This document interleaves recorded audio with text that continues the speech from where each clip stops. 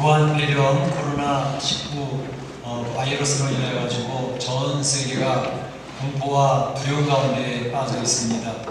WHO 사무총장이 팬데믹을 선언했습니다. 세계 대유행이 되어지게 되었다라는 선언이죠. 그래서 이제까지 대체하는 그러한 수준이 이제 달라지는 그러한 계기가 되어졌습니다. 참으로 이러한 질병으로부터 우리 멕시코 한인교포 사회가 잘 지켜질 수 있기를 바라고, 또 우리 교회 공동체가 참 지켜져서 이러한 질병으로부터 노출되지 아니하고 보호되어지는 그런 역사, 그래서 잘 이어되어지는 역사가 있어지기를 원합니다. 가정에도 예기치 않았던 질병이 찾아온다든지 가족 식구들 가운데 누가 갑자기 아프게 되어지면 굉장히 당황하게 되어집니다.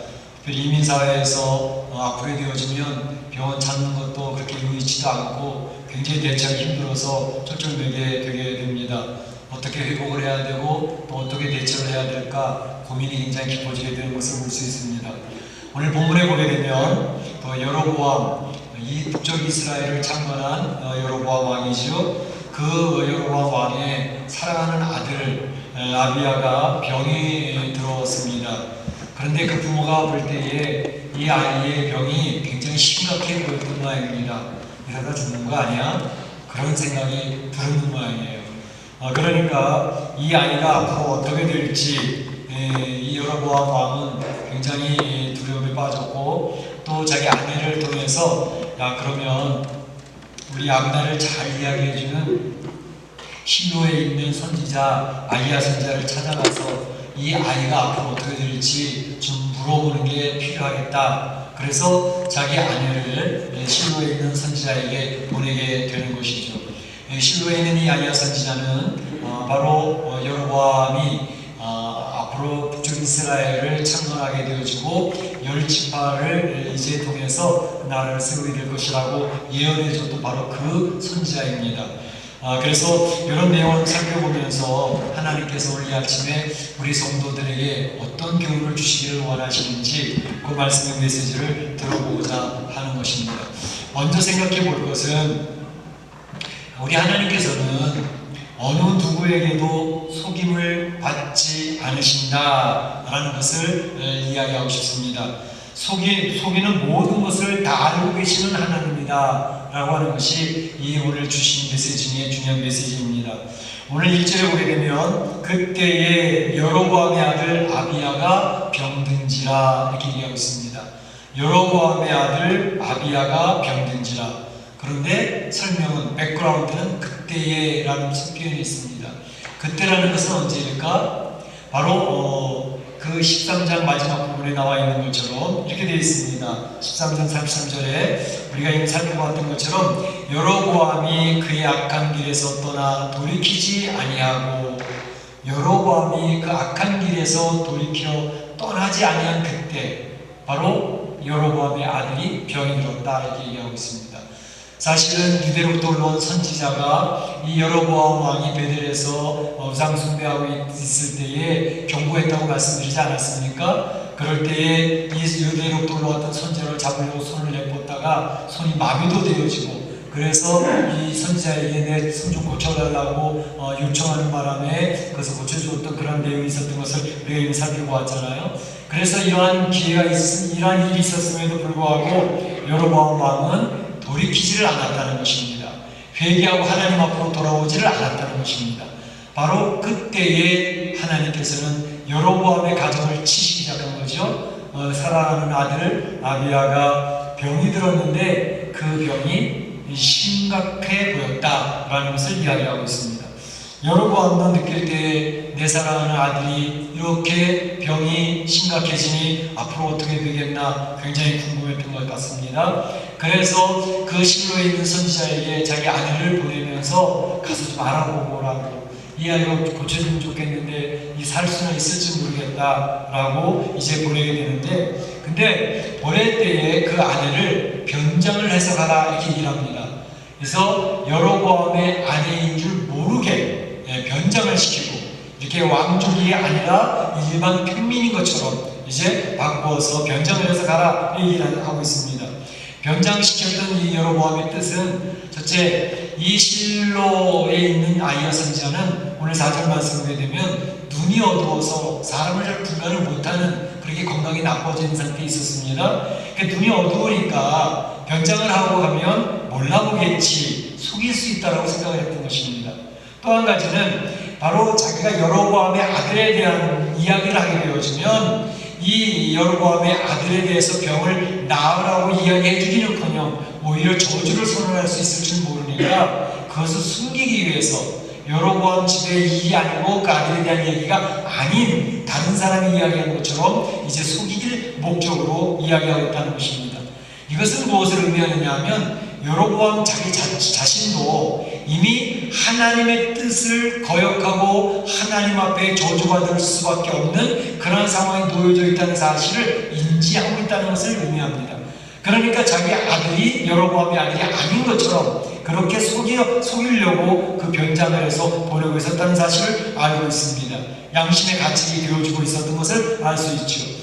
그리고 이 여로보암은 이 선지자 한 사람만 속이면 모든 것이 괜찮을 줄로, 다 속아 넘어갈 줄로 생각을 했던 것 같습니다. 그러나 하나님께서는 바로 이러한 속이는 여로보암의 마음, 그리고 변장을 하고 있는 여로보암 아내, 이것을 이미 다 익히 알고 계셨던 것을 볼 수 있습니다. 눈이 어두워서 앞을 분간하지 못하고 있던 실로에 있는 선지자에게 하나님이 말씀을 주십니다. 선지자야, 앞으로 누군가 너를 방문할 것인데 그 방문한 사람은 여로보암의 아내이다. 그리고 자기의 아들이 병이 들어서 그것이 어떻게 될지 궁금해서 찾아오는 것이다. 자초지종 정확하게 설명을 해주고 계시는 모습을 볼 수가 있습니다. 그러니까 그가 들어올 때 다른 사람이 취하고 돌아올 것인데 너는 미리 그것을 알고 있어라 라고 이야기를 다 해주는 거죠.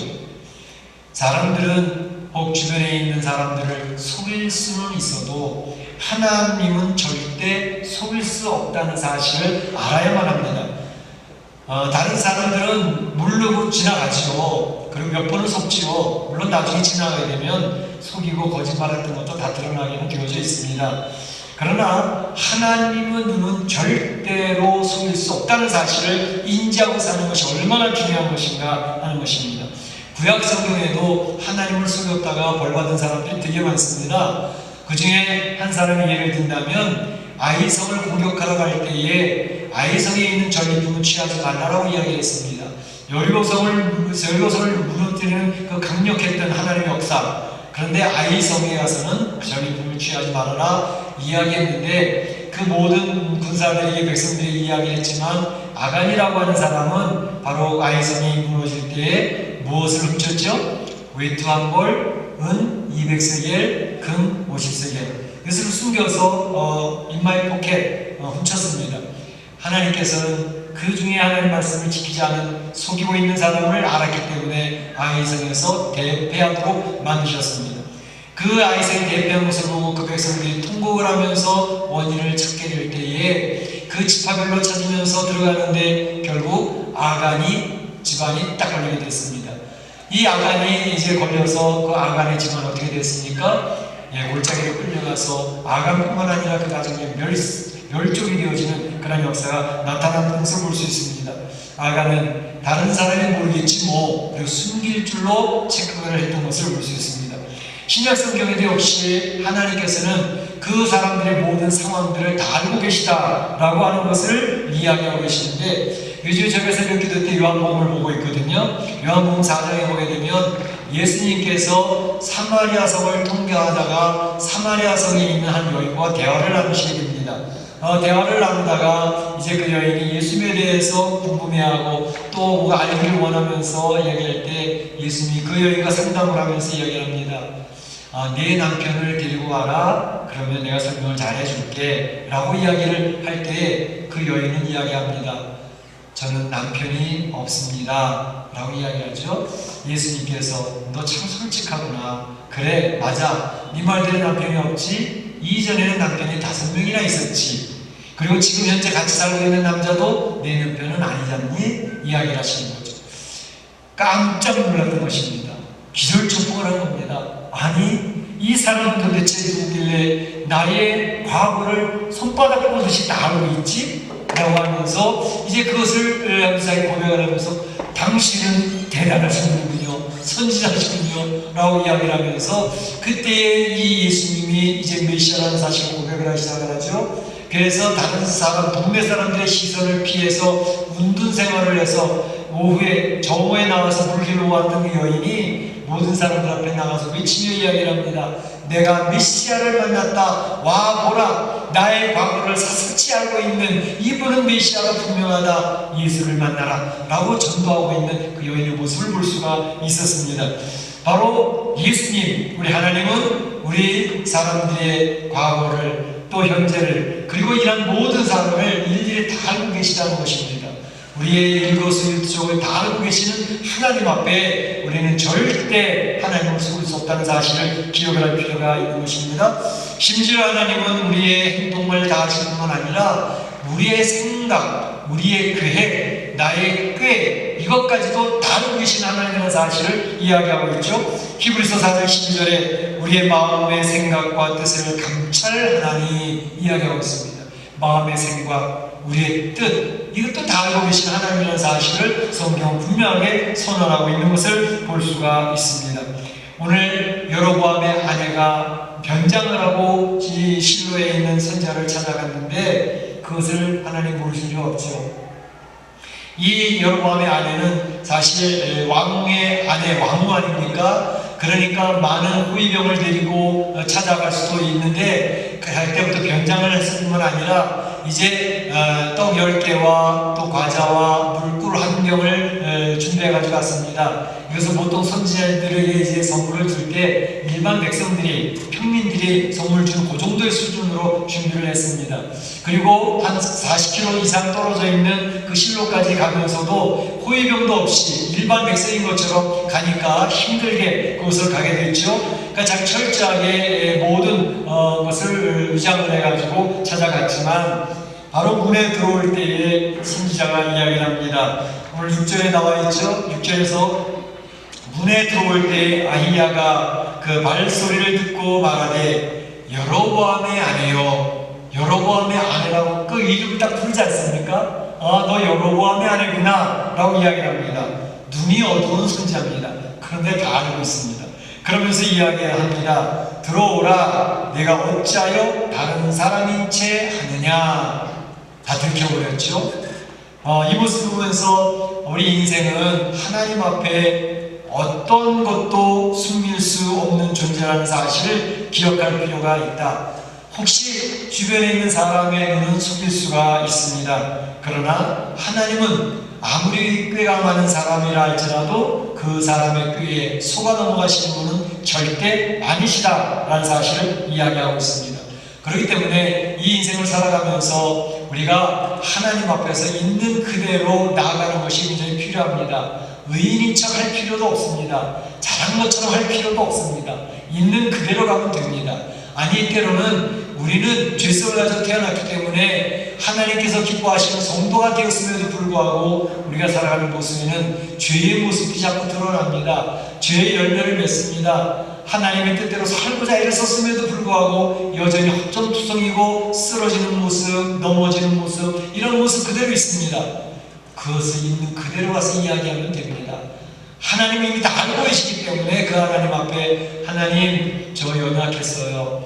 하나님 저 부족한 거 아시잖아요. 하나님 말씀대로 살려고 애를 써봤지만 또 넘어졌어요. 저도 세상 사람들, 안 믿는 사람들처럼 그렇게 부족한 모습으로 살고 있어요. 그대로 이야기하시면 됩니다. 그것을 감출 필요가 없습니다.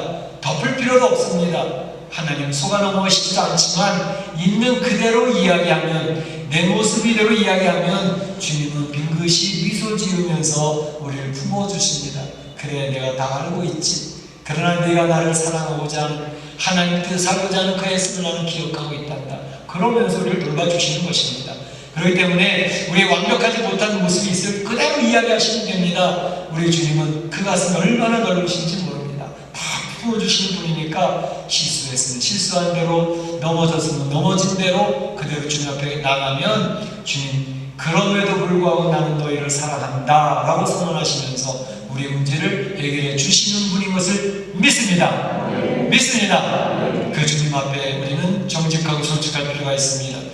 이 소리는 가정을 향하여서 말씀을 선언하시는 하나님이 나옵니다. 7절에 보게 되면 가서 여로보암에게 말하라. 실로의 선지자가 여로보암 변장하고 위장하고 왔던 그 아내에 이야기합니다. 가서 네 남편 여로보암에게 이야기합니다. 그 내용은 이런 것들입니다. 7절, 8절, 9절 중 내용 보게 되면 하나님께서는 네게 은혜를 베풀어 주지 않았니? 하나님께서는 네게 언약을 하고 축복하신다고 말씀하시지 않았니? 그런데 너는 하나님의 뜻을 거부하고 불순종했어. 더더군다나 하나님을 무시하고 하나님을 없수인 여기고 하나님을 만홀되이 여겼어 라는 내용을 설명을 하고 있습니다. 7절에 보게 되면 내가 너를 백성 중에서 들어 내 백성 이스라엘의 주권자가 되게 하였고 라고 이야기합니다. 백성 중에서 너를 빼서 이 백성 이스라엘을 다스리는 주권자로 삼아주었다라고 이야기합니다.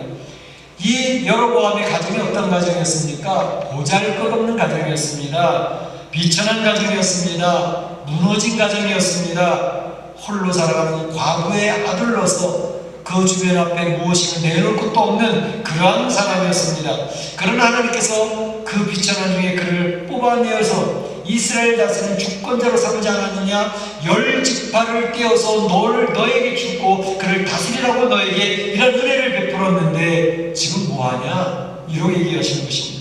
8절에 보게 되면 너는 내 종 다윗이 내 명령을 지켜 전심으로 나를 따르는 것처럼 하면 다윗의 축복, 다윗이 하나님 앞에 축복을 받았던 것처럼 다윗에게 주었던 언약과 축복을 너에게 동일하게 열어주지 않았느냐?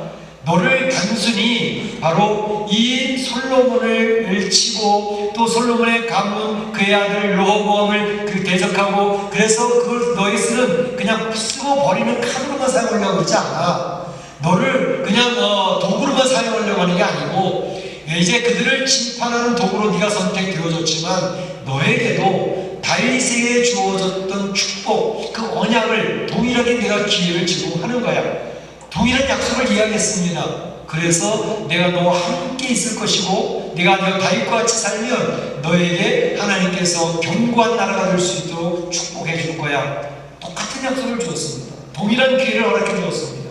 그러나 그는 거부함으로 말미암아 버려지는 카드로 다윗의 축복을 받지 못하는 그러한 존재가 되어지고 말았다는 것을 이미 설명을 드렸습니다. 뿐만 아니라 이 선지자를 통해 사실 하나님의 말씀은 너는 다른 사람들보다 더 악을 행하였다라고 이야기합니다. 더 악을 행하였다. 그러면서 더 악을 행하는 것 그 이유는 자기 자신을 위하여 너를 위하여 우상을 부어 만들고 나를 노엽게 만들지 않았느냐라고 이야기하고 있습니다. 그러니까 이 여로보암이 금송아지를 만들어서 베델과 단에다 세워서 우상 숭배하게 만들고 레위 지파가 아닌 일반 사람들을 제사장으로 뽑아서 자기 마음대로 제사장을 세웠고 절기도 마음대로 바꾸어서 네 마음대로 세웠던 이런 모든 것은 왜 그랬니? 바로 너 자신을 위해서 그런 거지.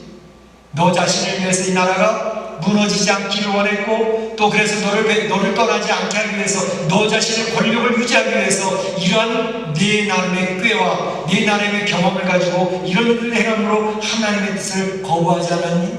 불순종했지? 이 세상 사람들은 이 세상의 권세를 유지하기 위해서 자기의 경험과 자기의 꾀와 자기가 똑똑한 줄 알고 여러 가지 수단과 방법을 동원합니다. 그렇게 되면 자기의 권세가 지켜질 줄 압니다. 그렇게 되면 자기가 자기를 위해서 원했던 대로 이루어질 줄 압니다. 그러나 바로 자기의 꾀로 말미암아 그 자기의 함정에 빠져서 멸망하는 사람들이 얼마나 많은지 모릅니다. 성경에도 나오지 않습니까? 하만이 하나님을 섬기는 유대인들을 다 죽여버리기 위해서 날짜를 정해놓고 장대를 세웠습니다. 그들의 지도자 모르드게를 주기 위해서 장대를 세웠습니다. 그러나 그 정해진 날, 정해진 장소, 정해진 그 막대 위에 하만의 꾀, 그것에 의해서 자기 목이 걸리는 사건을 우리는 말씀을 통해서 볼 수 있지 않습니까? 자기의 권세를 유지하기 위해서 자기의 힘을 과시하기 위해서 세웠던 모든 꾀와 괴계로 때문에 그는 무너지게 됐던 것을 볼 수가 있습니다.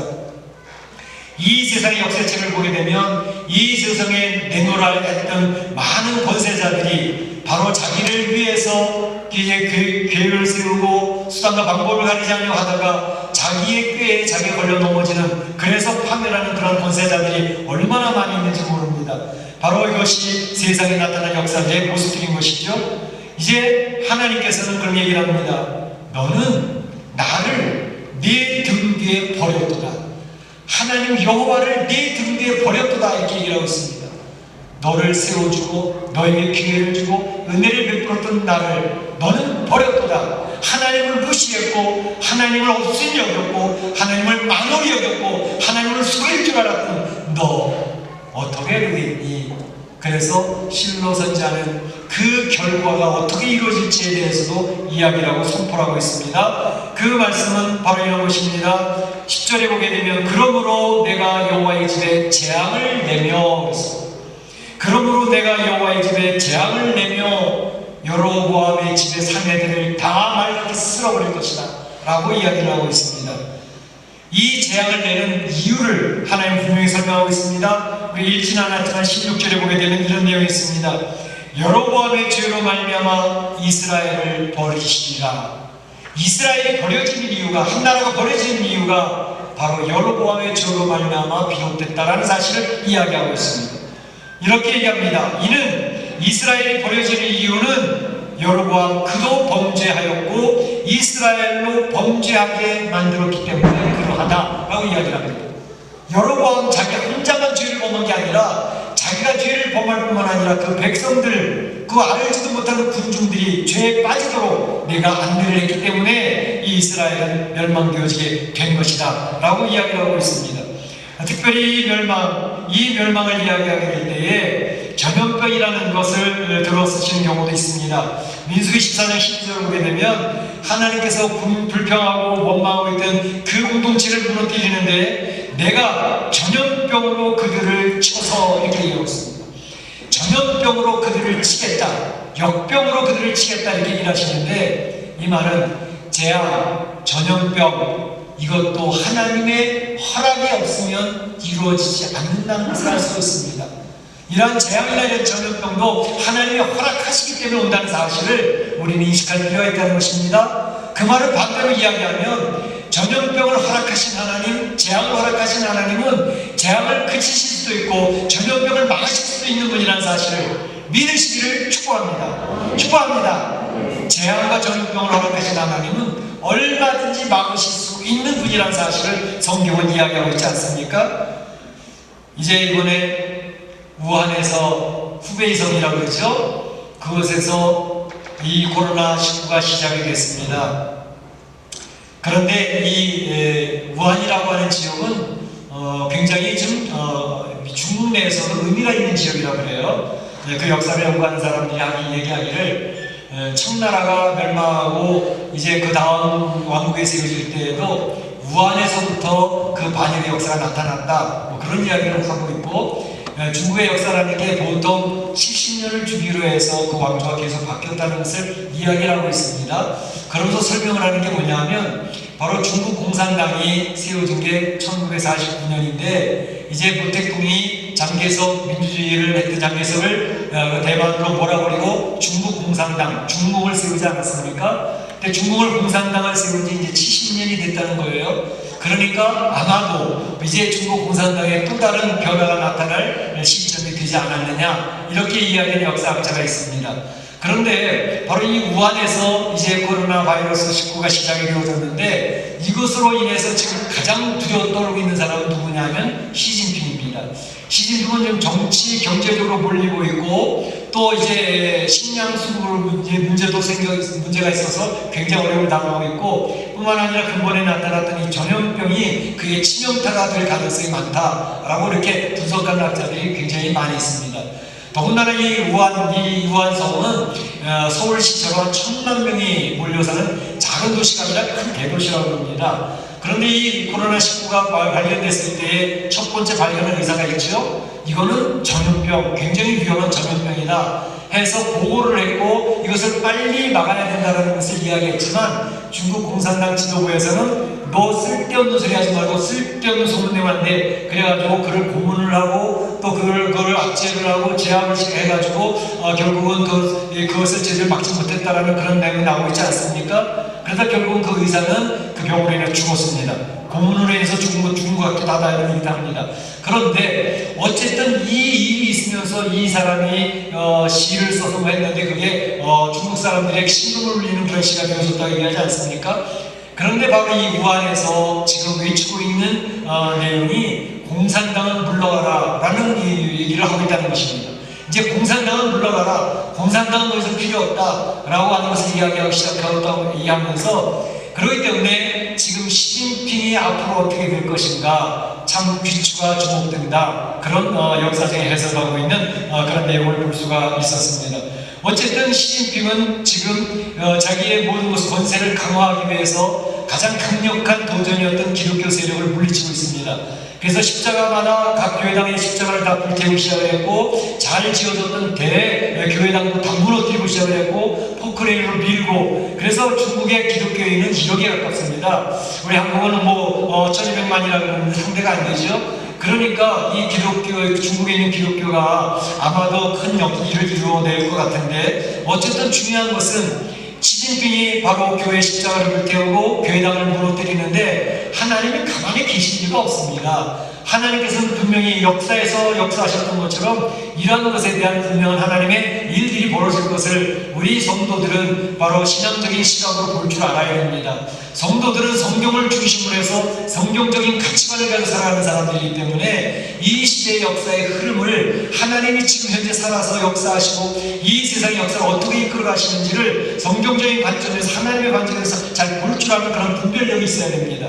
바로 이런 내용들을 잘 보시면서 앞으로 어떻게 되어지는지 잘 찾아보시기를 바랍니다. 하나님은 분명히 역사를 하고 계시기 때문에 그러합니다. 다니엘서를 통해서 역사를 이야기하셨던 하나님은 지금 요한계시를 통해서도 하나님의 역사를 이야기하고 계시기 때문에 그렇습니다. 자, 이런 때에 우리 성도들은 재앙 앞에 우리가 얼마나 연약한 존재인가 하는 것을 고백할 필요가 있습니다. 바이러스 눈에 보이지도 않습니다. 그런데 그 바이러스가 사람들을 막 쓸어 넘깁니다. 다 쓰러져 버립니다. 참 우리 사람이 대단한 존재인 줄 알았는데 그 바이러스 눈에 보이지 않는 바이러스 때문에 생명을 잃습니다. 우리의 인생이 얼마나 연약한 존재입니까? 그래서 하나님 앞에 우리는 참으로 겸손하게 엎드릴 필요가 있습니다.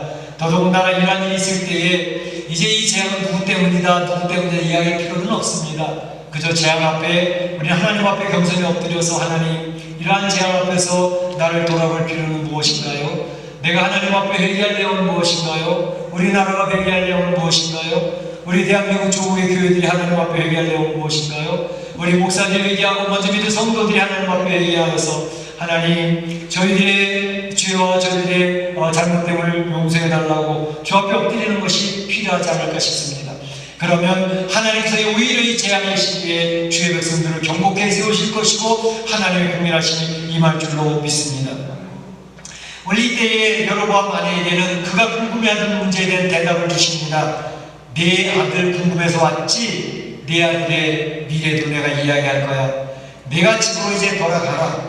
내 발이 성읍에 들어갈 때에 내 아이가 죽을 것이다 라고 이야기를 합니다. 자, 궁금해했던 여로보암의 궁금증, 여로보암 아내의 궁금증, 하나님은 정확하게 그 미래에 대해 대답을 해주고 계십니다.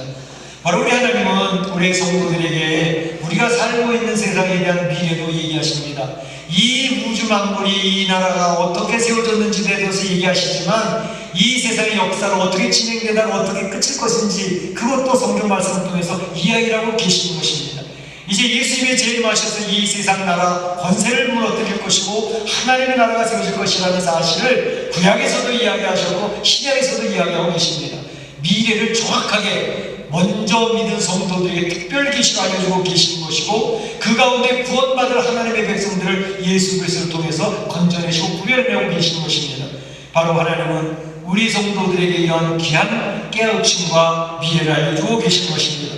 그렇기 때문에 우리 성도들은 이런 미래가 어떻게 이루어지고 어떻게 펼쳐져 나갈지 세상의 역사가 어떻게 펼쳐나갈지를 미리 예측을 하면서 기름등불 잘 준비했던 다섯 처녀처럼 우리의 마음의 준비를 잘하고 마지막 때를 대비하는 성도들이 되어져야 할 줄로 믿습니다. 그렇게 선포된 말씀이 성취되어지는 과정을 볼 수가 있습니다. 오늘 하나님은 그것을 성취하셨다라고 이야기합니다. 17절 18절 우리가 읽지 않았지만 여로보암의 아내가 일어나서 돌아가서 집 문지방에 이를 때에 그 아이가 죽었더라. 문지방에 이를 때에 그 아이가 죽은지라. 하나님 말씀을 드렸습니다. 18절에도 여호와께서 그의 종 선지자 아이야를 통해서 하신 말씀과 같이 되었더라. 하신 말씀과 같이 되었더라. 성경에 나온 말씀은 1.1핵도 틀림이 없습니다. 예언하신 말씀은 그대로 성취가 됩니다. 그래서 예수님이 재림하셔서 이 세상을 심판하실 것이라는 사실도 분명하게 성취가 될 것입니다. 오늘 여로보암이 자기 눈앞에서 벌어지는 상황을 보면서 회개할 수 있으면 좋았을 텐데 그런 생각이 듭니다. 그 아내가 들어오면서 그 아들 사랑하는 아들이 죽어나가는 것을 보면서 선지자의 선포한 말씀을 들으면서 내가 잘못했습니다. 하나님 앞에 죄를 범한 건 맞습니다. 이제라도 늦었지만 회개합니다. 라고 회개할 수 있었다면 얼마나 좋았겠습니까? 인생은 누구나 죄악을 저지를 수가 있습니다. 그런데 죄를 저질렀을 때에 회개하며 하나님 앞에 돌아오면 살 길이 열립니다. 하나님 궁일하시기 임하기 때문에 그렇습니다.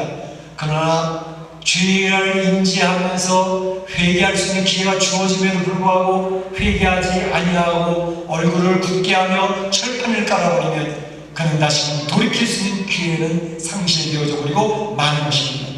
결국 여로보암은 회개할 수 있는 기회를 놓쳐버리고 죽었습니다. 죽는 인생이란 사실을 기억을 하면 인생은 겸허하게 살아갑니다. 자기의 죽음이 자기에게 찾아올 줄 모르기 때문에 오만 망자하게 살아가게 되는 것을 봅니다. 우리는 죽음 앞에 겸허한 마음으로 하나님 앞에 서는 인생이 되어져야 될 줄로 압니다. 그런데 이 마지막의 부분에 참 재미있는 내용을 하나 더 붙여놨습니다. 13절에 이야기하는 내용이 뭐냐면 하나님의 긍휼이 선포되고 있습니다. 하나님의 긍휼이 뭐냐면 13절에 나와 있는 것처럼 오직 이 아이만 묘실에 들어가리니 이 아이는 여호와를 향하여 선한 뜻을 품었습니다. 여호와를 향하여 선한 뜻을 품었던 이 아이는 묘실에 들어가리라. 하나님 품에 안긴다는 것을 이야기합니다. 누구요? 여로보암의 사랑하는 아들 아비야. 그는 하나님의 품에 안기는 긍휼함을 얻게 되었습니다. 이게 무슨 소리지? 여로보암의 집이 지금 다 무너지고 여로보암의 속한 하나님 다 죽여버린다고 하나님 말씀하셨는데 오직 지금 이 아이 지금 죽고 있는 이 아이는 하나님 앞에 들어갈 수 있었다. 하나님 앞에 들어갈 수 있었다. 그 이유는 여호와 앞에 선한 뜻을 품었음이라 이야기합니다. 랍비들이 설명하고 있는 내용을 보게 되면 이런 내용이 있습니다. 부친 여로보암이 종교 정책을 펼 때에 아버지를 향해서 아버지 이건 잘못했습니다. 이런 종교 정책을 해서는 안 됩니다. 라고 이야기한 사람이 바로 그의 아들이었다. 라는 그런 설명이 있습니다. 뿐만 아니라 이 종교 정책을 피해서 예루살렘으로 도망가고 있던 사람들을 도와주었던 사람이 이 아들이었다. 라는 그런 랍비의 설명이 있습니다. 그 성경에 설명되어져 있지 않지만 분명한 것은 이 아이는 하나님을 향하여 선한 뜻을 품고 있었다라고 하는 말 한마디가 정리가 되어 있습니다. 그래서 하나님은 이 아이를 긍휼히 여기셨다는 것입니다. 여로보암의 집에 재앙이 임하고 모든 것이 다 죽어가는 급판에 바로 하나님께서는 아비야의 영혼을 미리 건져주셔서 재앙을 만나지 않도록 해주시는 그런 긍휼함이 있었다는 사실을 이야기하고 있습니다. 조상은 하나님 앞에 대항하는 악을 저질렀어도 자기의 아버지는 하나님을 거역하고 불순종하였어도 그 아들, 그 자손이 하나님을 바라본다면 그들은 긍휼함을 얻을 수 있었다라는 사실을 이야기하고 있습니다. 이 긍휼하심은 오늘날 우리에게도 여전히 임하고 있습니다.